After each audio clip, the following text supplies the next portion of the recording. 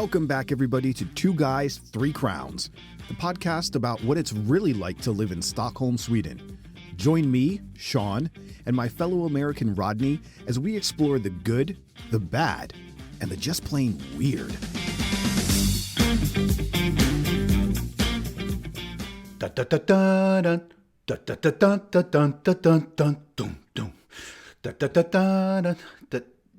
Yeah, I know. I wanted to do like one of those big movie things, but the only thing that came back to me right at that moment. So hold on. Before you give it away.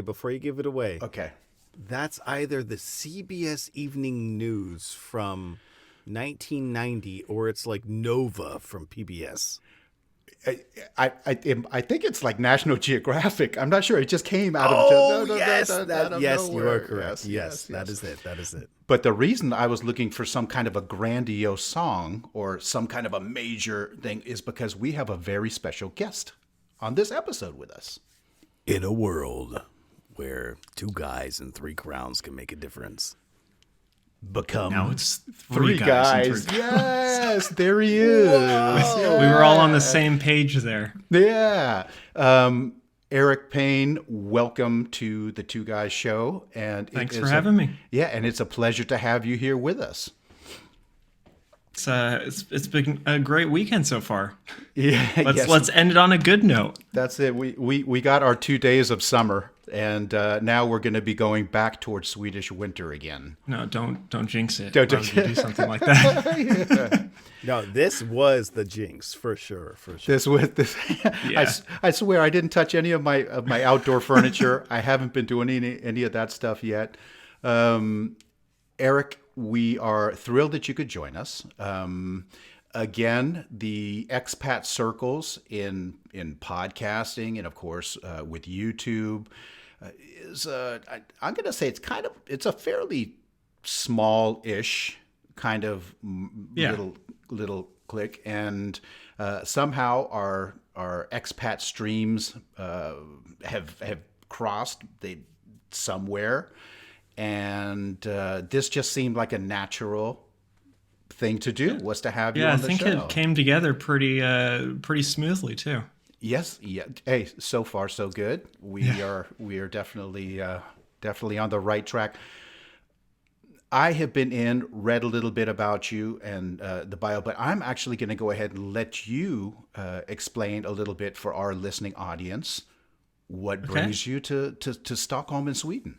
All right, put on the spot. Here we go. Dance monkey, dance. So I was a TV reporter in the U.S. In Illinois and in Tulsa, and I was in Illinois when I met my wife, who is Swedish. She was going to law school at the University of Illinois, and then fast forward to COVID, whenever that happened, and she was finishing up law school. Yeah, and that's when the U.S. Immigration Service was just kind of non-existent at that point of 2020. And so we knew it was probably going to take a couple years to get her green card, and she would actually be able to start practicing law. And so she has 2 degrees, and we were like, well, we don't really want you to be just sitting in my apartment for like a year and a half to 2 years with 2 law degrees, going crazy. And the process is super expensive and long for the green card. And so we were like, well, I'll just give work like a 9-month notice and let them know that I'm just going to move to Sweden after getting a residence permit here and going through that process, which is much faster and much cheaper. So I moved here last April, so almost a year here, and going pretty smooth so far. Yeah, it was one of the things that I noticed when I was reading your bio was the April of last year, and of course the first thing that popped into my mind was COVID.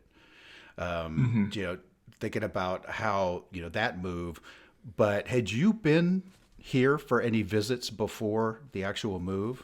Yeah, I was here in February of last year for like 2.5 to 3 weeks. And then in November of 2020 for like 2.5 weeks. It was right during the presidential election. Okay. And then I was also here in, I think, November of 2019. So I only come during the winter when it was, before I moved here, it was just winter time, never summer. Like just get November. Yeah, it wasn't too bad though, because there was one, I think in February of last year, there was the giant winter like ice storm in Texas and Oklahoma. Mm-hmm. And I was over here for that that span of a week and a half. Yeah. And so like if I was back in the US, I would have been out reporting in the freezing cold. So I was very grateful to be in the cold winter of Stockholm last February. Hey, and that says something right there. I mean, when you would rather be in Sweden during a winter, mm-hmm. then you know that the times are tough back home. Yeah. Now, you have the reason I brought it up is April. I would say March, April, May, and June are typically the times when we get fooled over here. Mm-hmm. where our significant Swedish others bring us over and show us like Sweden, April, May, June, July. Mm-hmm. But you got a good taste of reality since you've been here in November. Yeah. I came over and I was like, all right, I know what to expect from winters, and then if that's your baseline, you're pretty set for the rest of the year. For that, that's true. That's very true. That's very true. And what has this? Because you've had some pretty major stuff happen as well. I mean, not just the move. I know that watching a couple of your videos in the beginning, there were cats, but now it has become more than cats. Yeah. So now we have 2 cats, and we have a son now. Who is like 6-7 weeks old. It's gone by really fast. February 8th. Oh. So, and then after that, 2 weeks after that, I started a new job. So it's just been like a very quick start to 2022.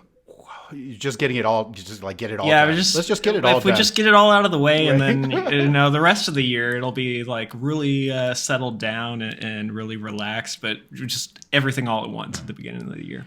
Sean, you want to fill him in? Let me tell you though that that paternity leave is going to chef's kiss. It's going to be well deserved. Yeah, I mean it's not a vacation for sure. You're going to be working every single day of it. Yeah. But it's like. It's kind of like when I lived in Florida, and in the middle of December and January, February, like this time of year, I would just like text all my family and be like, hey, I'm going to the beach today because I live in Florida. Like it's that kind of just thing. To rub it in. Everyone back home in this. Yes. Text everyone you know back in the States. Be like, hey, I'm being paid to watch my kid right now. How about that? Michelle's on her leave for like 11 months, I think. We haven't decided the exact date that she's going to go back, but... Yeah, she's been off since like the end of December or early January, so she'll be almost off work for a full year. Wow. Yeah. Hey, first I just want to say congratulations. Congratulations. That is fantastic. And like both of you guys know, and I think most of our listeners know, my daughter just turned 18. So, I'm kind of on the other end of the you've got a whole nother set of problems exactly they get you coming and they get you going, and on St. Patrick's Day too. That's a good birthday. An 18th birthday on St. Patrick's Day, and the one thing that she has not actually experienced is her birthday on a St. Patrick's Day back in the States. And I don't think I'm gonna let her actually celebrate. She's like, well, how about when I turn 21? I'm like, no, you haven't been listening. How about when you're 22? How about that? Yeah. Give it a year. Let it marinate. Now, some of the areas that you, or some of the cities that you worked in, because you worked in quite a few cities back in the States. Yeah. When I was in college, I was like probably over involved in college, especially with like journalism and stuff, journalism and PR. And so when I was in college, I did a bunch of reporting at the state capitol, which was like a 30-minute drive from campus. And so I was doing a lot of that just kind of in my off time, like free time. It wasn't like part of a class or anything. Yeah. And then I also did an internship with Scripps, which they own a lot of TV stations and newspapers in the U.S. And so I was kind of reporting at the White House and in Congress for 6 months I think that was 2016. And then I did 2 years in Illinois and left that station in 2019. Started in Tulsa from 2019 to 2021. So I was there for 2 years as well. And that was my home market. So, and with TV news, you kind of, in the US, you start in like a smaller market out of college and you work your way up. And so Champaign was like market 80 and then Tulsa was market 60. Okay. So... And then that's where it kind of starts ramping up around the Tulsa market. Right. So, hey, and weather reporting is a whole different thing over there. Oh yeah, especially in Oklahoma. That's got repercussions, man. It's really interesting here because like I never have to look at my weather app other than like just glancing at my phone and seeing what the temperature is, because the temperature on the like just the surface number is usually pretty close here. But like in the US, it's like, especially in Oklahoma, you have to factor in the wind chill and everything. And so if you look at the surface number, it's usually a lot lower than that when the like 20 mile an hour winds kick in. Just cutting through all your clothes. Yeah, I had, I still have people that asked me, coming from the San Francisco Bay Area, people are like, oh, earthquakes. But I mean, you guys had some, that's a part of the country. You got like some serious weather. I don't think that. Yeah. Well, we have earthquakes too, but it's more a cause of like fracking and stuff. so your earthquakes are much more natural. Ours are like the salt water that they're injecting in because of fracking. It's a whole thing. We're like man-made or natural kind of causes. When you guys start getting like man-made tornadoes in San Francisco, you should probably be worried. That's just opening up a whole new chapter. Mm-hmm. It's like the sequel to the movie 2012. You're right. Exactly. Hey, tell us about the last or this year. I mean, how is this year? Obviously, a lot of different stuff is happening. What are some of the biggest? Is there anything that you've had a hard time kind of adjusting to, or? I don't think really anything except for maybe Swedish, obviously. Right. Like especially coming from the U.S., it's not really a language that like people in the U.S. would be learning, right? Because most people, you are like required to take in most high schools like Spanish or we had French that was available. I think we also had German, but like some of the bigger languages, and so you wouldn't really learn a language like Swedish unless for like a specific reason, like you would be moving here or you were just really interested in it. Yeah. So kind of like finding out that I was going to be moving here, and then, okay, I should probably start learning Swedish now. Exactly.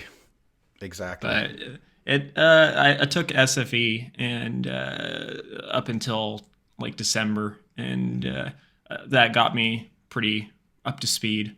It's just interacting with people when you're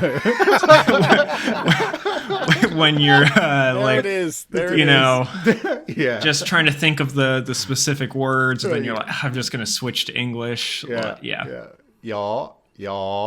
Mm-hmm. Yeah. But Sweden is one of, I would say, I'm not going to say one of the few countries, but Sweden for English speakers is a very friendly country, because the majority of people, and this still kind of catches me as funny. My mother's Swedish. So she lives back in the Bay Area. She comes and visits, and I have caught her on a couple of occasions when she's here. She's Swedish now. That's the big. Remember, my mother's Swedish. She comes here, and occasionally, when she wants to say something out in public, but she doesn't want other people to know, she switches over to English. Just the secret. Exactly. And she'll be like, wow, it's not going to work. She's like, wow, that person wasn't very nice. And I'm like, I think that person probably knows that. They heard you. Yeah. But, that's the way it is. Sean, have you taken SFE? Have you taken any basic? I took SFE online, and then I made it all the way, because I learned Spanish in like high school and college doing my undergrad degree. And then I learned Portuguese doing Rosetta Stone. I mean, Portuguese is so close to Spanish anyway that you just kind of pick it up as you go along and all that stuff. And then I come here, I'm like, okay, so I've done Portuguese and Rosetta Stone. I can learn Swedish digitally. That's fine. I'll take SFE online. Yeah. And then it got to the lesson. I don't know, it was the 5th lesson where it was like, is it big or big? And I'm like, what are we talking about all of a sudden? Now there's all sorts of consonants all in a row. Like, what is going on here? Yeah. I've just had to remember as if you're like speaking medieval English is the sort of the sentence structure, because everything like when you do like a time, you reverse the verb and the noun, like if it's after a time. And so you just have to pretty much think about it as if you're speaking in medieval English, but only in Swedish. Thou art not big. Yeah, thou art big. Pretty much. Now, for our listeners that don't know, SFE is Swedish for immigrants, I believe. Is that Yep. I think it's got a fancier name, but yeah, but that's basic. But that's what it is. Yeah. No, because that is the language part of the move, and I had that when I moved here, because my mother was determined when I grew up that I was going to speak Swedish, and me and all my friends weren't really sure why I needed to know Swedish, but this later point in my life, it definitely came in handy. But it was conversational Swedish. Like both of you, I attended language classes in high school. I'm going to say attended, because that was about the extent very loosely of, the extent of the thing. Now, how has and I'm kind of cheating a little bit, just because I did go in and watch some YouTube, but you had a couple of lists that you had done, and one of the things that came up, and I don't know why all of a sudden it's popped up a couple of times, but this thing with shoe horns. Yeah. So I knew that was going to be, because I had seen Megan's video back, like I don't know when it was, 2020, middle of 2020, I think. Right. And I had seen a couple other people talk about shoehorns as well. Yeah. And I was like, okay, this seems like one of those things that people are just, for some reason, absurdly passionate about. And it's like, I'm really not that passionate about shoehorns, but since everybody else seems to be passionate about it, I'm going to poke fun at them. Right. And based on the comments that I got, You found I did it. I mean, it had the response that I was expecting. Yeah. Poke the which hornet's was nest. like, yeah. And so I nothing happened that I wasn't prepared for. It was it's like one of those things that, okay, if I do this, I better be ready for the comments that are going to be like not very nice or very rude, and so that happened. That's Sean. That sounds kind of like my phobia with Twitter, because I'm like, a while back, Eric, I told Sean, I was like, I don't really want to do a Twitter account because people seem really mean. Yeah. So, And I'm like, why are you going to do a Twitter account? That's the consumer complaints department. That's all it is. Yeah. Yeah. But I think I was pretty prepared for it because, like with TV news, you get, especially with COVID, and I did. It was like Trump got elected. I started working like as an actual TV news reporter at the CBS station, and then moved to a different market, and then COVID hit a year later, and so I'm just used to all of a range of different comments, like personal attacks on the internet, and so whenever I said the stuff about the shoehorns or like poke fun about things or like poke fun about things in the U.S., like I know that I'm gonna get comments. Yeah, it's not like I've got a pretty thick skin because of TV news reporting, so I knew what I was getting into. Okay. Just to let you know, I did take a look because you also did. You have a movie up about where you graded the logos of American football teams in Sweden, and I've been working within sports and quite a while actually with American football. No, but I was like, wow, okay. And it's the first time that I'd seen anybody ever really, do that. But I deal with or have dealt with a lot of those logos for quite a long time. It's just that I'm never able to really express my real feelings and thoughts. So you'll just tell me later, wink, wink. Yeah, exactly. I was like, hey, man, Eric does know that they got some really big American football players over here, too, right?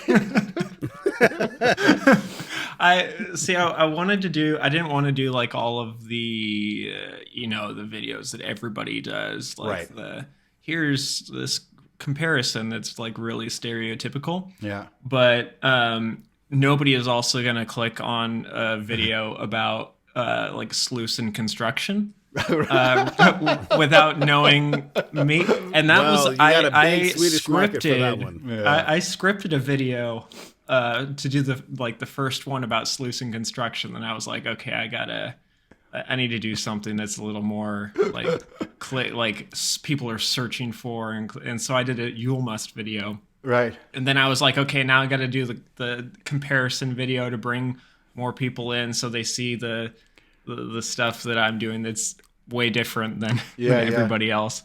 Yeah. So, Sluice construction video at some point. I'm going to make one. Probably nobody will watch it, but I'm going to have fun making it anyways. Hey, if you do it, can Sean and I be in the video? I'll take some B-roll, and you guys can be like leaning against the wall. We can be like an Easter egg. Yeah. And there is probably going to be my mom would be one of those people going, hey, I just found this great video on Sluice construction status. I got an idea already. Like me and Rodney shooting dice in the corner, like next to the Gold Bridge. The whole history with the Gold Bridge and everything. I think stuff like that is super interesting. So like making videos like that, like I did the fish conflict, the herring farts, whiskey on video. The rocks. Yeah. Mm-hmm. And it was like those types of videos, like nobody's searching for them, but they're way more fun to make than just like comparison videos about stereotypes. Sean, it's the love of the sport, man. The love of the sport. Mm-hmm. Let's dive a little bit into I'm going to call it a topic that Sean and I are passionate about, and it's, well, one of them is food. Fill us in on your gastronomical journey so far. I mean, the range is pretty good in Stockholm. Much more so than Tulsa. So we don't have beef like or beef good Indian food or Thai food in Tulsa. I mean, there's probably some places, but they're not like well known or anything like that. And so the burgers here too are like sometimes way better than in the U.S. Like Bastard Burgers, Frankie's. Yeah. We are regulars too. Yeah, my office is like 2 blocks away from Frankie's. So the first day of work, they were like, where do you want to go for lunch? And I said, have you heard of Frankie's? Ah, yeah. And we went there the first day of work. And then also the second day of work, we went there. Right.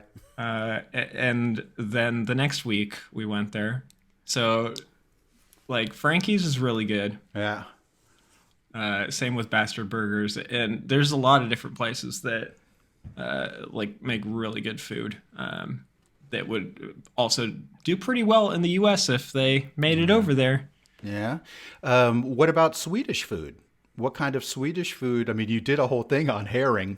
I mean, what kind of surströmming is really my jam. Surströmming. That is your thing. It's just that's the only food I eat. I've never heard anyone claim that surströmming is their jam. I snack on it. I get home from a long day of work and I just open up a tin of surströmming. Honey, get my can. Get my can. It's time. It's 8:00. Hurry up before my show starts. Give a can. Yeah, other than that, I don't really know. Have you actually eaten? Have you eaten surströmming?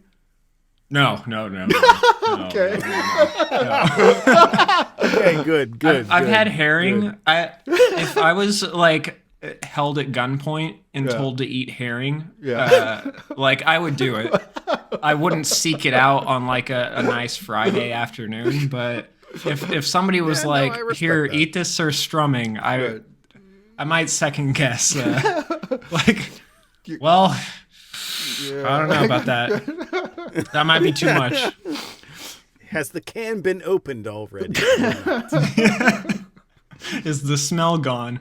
Right. No, what about like Swedish meatballs or, I mean... Oh, yeah. What they call husmanskost, which is like, like workman's lunch food stuff. Or the frozen meals that, obviously it's like not the exact translation, but it's like grandfather's delicate meatballs on the packaging. Exactly.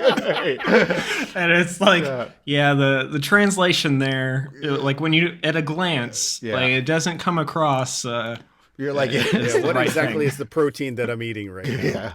Yeah. You know what? Just slide me another can of that surströmming. Thanks.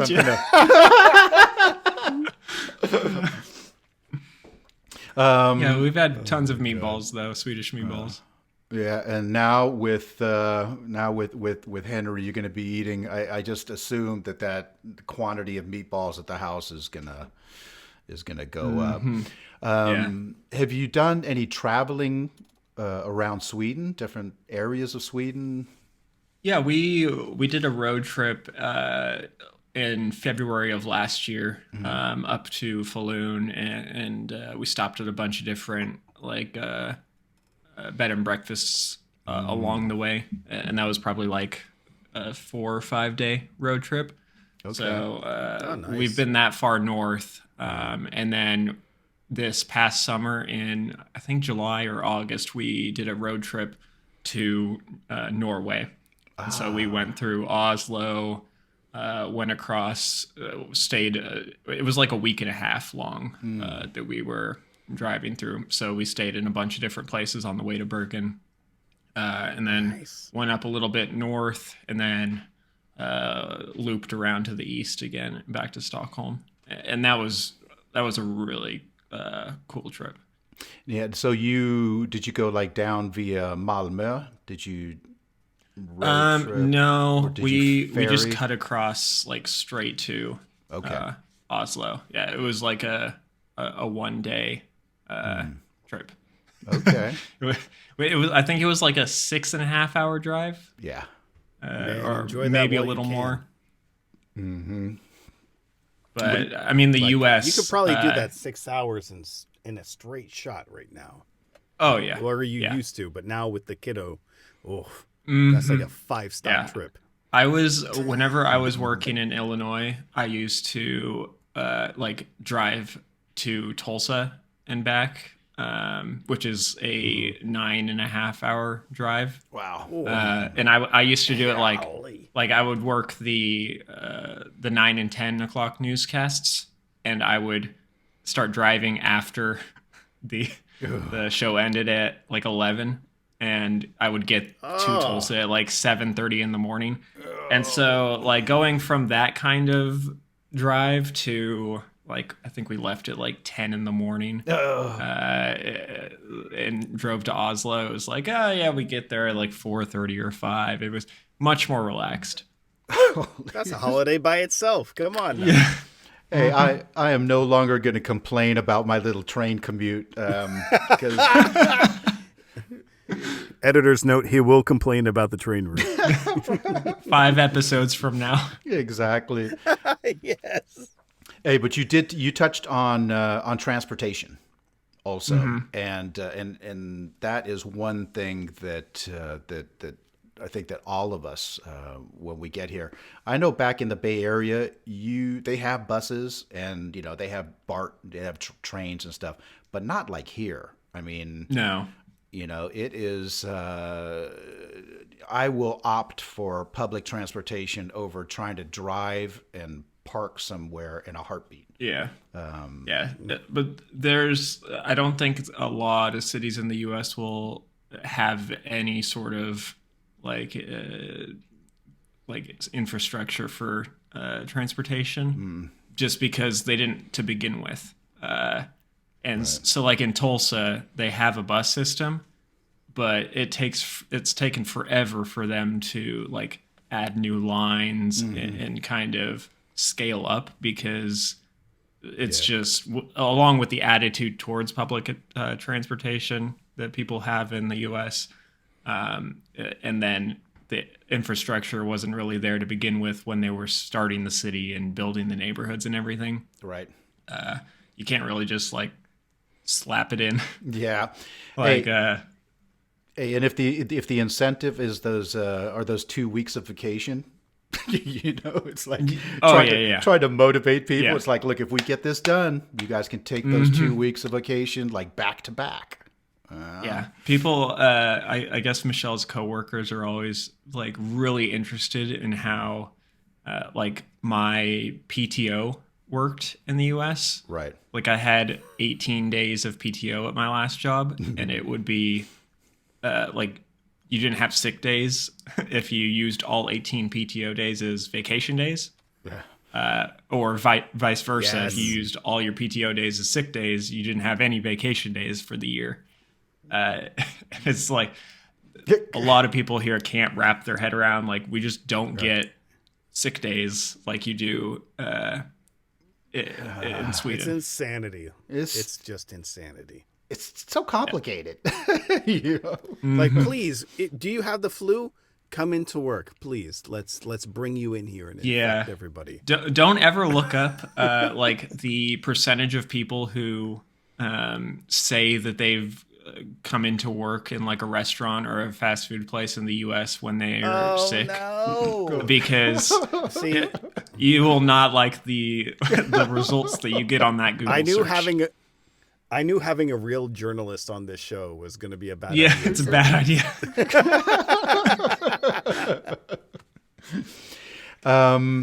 What kind of plans do you have for the summer? I mean, you got like a little baby. Not going to restaurants. That's the plan. Yeah. My parents are, my family, whole family is coming the day before midsummer. So that should be an interesting trip And then other than that, we have like no plans for the summer. We're just kind of at this point doing everything by ear. Yeah. Is it the first time that your parents are coming to visit? Yeah. So they haven't been to Sweden before. Okay.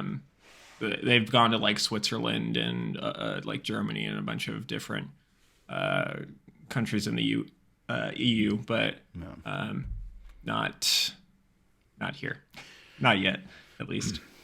I'm thinking the midsummer is also a really good time to introduce people that haven't been to Sweden before to things like surströmming. I think is totally. Yeah, I think we'll just order up a few barrels of it just for my family. Just for the family. Hey, pop that puppy open at the airport. I went back to the U.S. in November, and I brought some Jungle Cry, like a bag of it, for my family and like all of my brother's friends in Nashville to try. And he had a party one night, and we were making everybody that walked in try it. Yeah. And there were like a couple people who would put it in their mouth, and you could tell that they didn't know if it would be rude if they spit it out. And so they're just like, yeah, this is great. We're like, you don't have to eat it if you don't want to.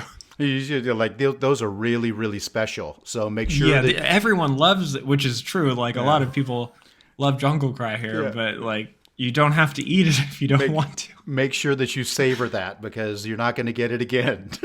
Yeah. Mm-hmm.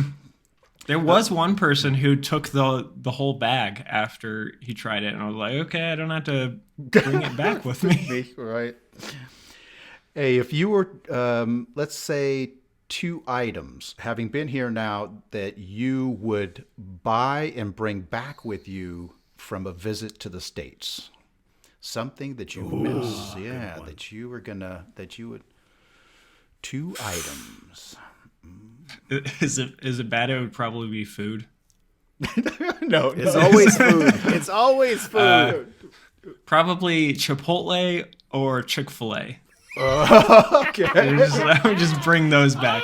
Okay. But, like, both food items, they probably wouldn't last that long into the flight. Okay. But that's what I would probably choose. Okay. Yeah. See, Rodney, he's not on the level of like, I'm bringing back Neosporin and NyQuil. No, he hasn't been here. No, he hasn't been here long enough to know. Oh, you got a broken arm? I don't get sick often, so I know a lot of people bring back like medicine and stuff or like NyQuil. But I haven't been sick since like before COVID. Okay. Well, you like have February a young kid, and he's going to go into first. I mean, knock on wood now, like especially with a kid. The whole weaponized sneezes. I feel like will get me pretty soon. Yes. Yeah. Hey, well, you definitely have a lot of fun stuff to look forward to coming up. Eric, we want to thank you for joining us for this episode. You and Sean actually live in the same neck of the woods, and yes, I am looking forward to actually all 3 of us getting together in person. Would be fun. But we are going to go ahead and put up some information and links so that people can find you. We are going to stay in touch, and thank you so much for joining us. Thanks for having me again. Take care, and we'll see you again soon. You too. And that will do it for this week's episode. A special 2 Guys, 3 Crowns thank you to Eric Payne for stopping by. We've put the link to his YouTube channel in the show notes so you guys can go check it out. He's got a lot of really interesting topics and videos over there, so definitely worth your time. And when you're done there, come right back here for more 2 Guys, 3 Crowns.